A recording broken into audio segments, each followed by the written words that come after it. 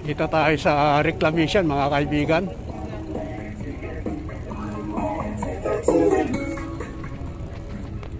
Update lang natin mga kaibigan ang ginagawa rito ang pagpapaganda sa reclamation sa Manila Bay.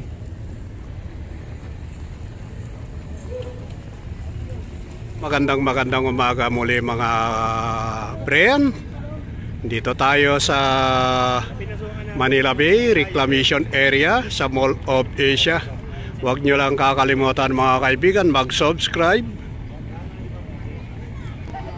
mag-like at share.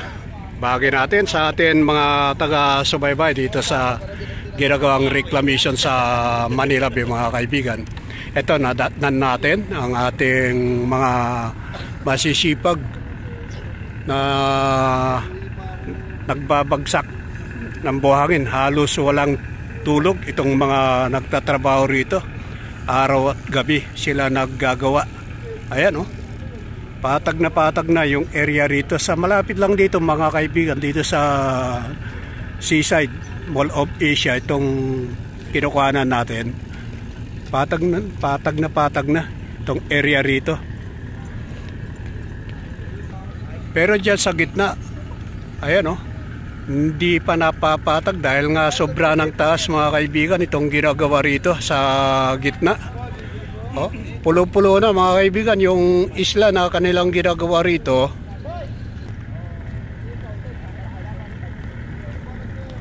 Pagkakalam natin dyan sa gitna ay tapos na patag na mga kaibigan dyan sa gitna. Ang ganda ng tignan. Kaya yung ginagawa nila na pagbababa ng buhangin, malapit na lang dito sa area na ating kinaroonan. Ayan malapit lang to mga kaibigan. 3 birds yung nandito na nagbababa ng buhangin.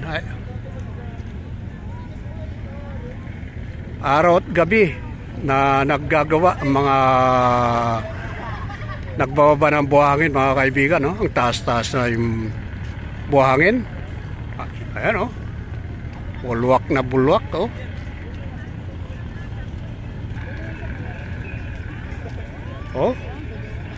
sigurado ito bago lang na nagbababa ng buhangin mga kaibigan, itong birds na tinututukan natin.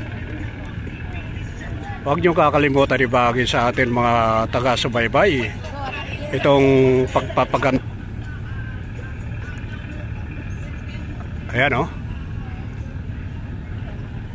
pagka natapos na itong ginagawa nila na pagtatambak, malalaman natin kung gaanong kalawak itong tinatambakan dahil hiwa-hiwalay mga kaibigan yung isla na kanilang tinatambakan dito.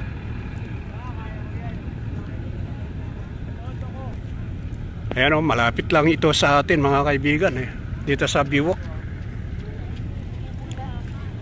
Kung hindi binawasan mga kaibigan yung area na to, itong tinutukan natin, dahil nga ayun yung equipment na yon siyang nagbawas at inilipat sa gitna mga kaibigan, yung halos kalahati yung nawala na buhangin. Siguro itong area na to ay patungo na rito mga kaibigan. Dito idodugtong siguro na pagsasamahin yung area na nakahiwalay na yan Ayan